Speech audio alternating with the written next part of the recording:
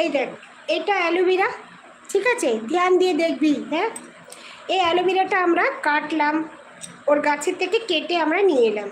তো ওর যে ভেতর থেকে যে একটা ইয়েলো ইয়েলো বেরোয় না, ওইটার জন্য কি করবি, একটা গ্লাসে জল দিয়ে, আধা গ্লাস জল দিয়ে এটাকে ডুবিয়ে রেখে দিবি।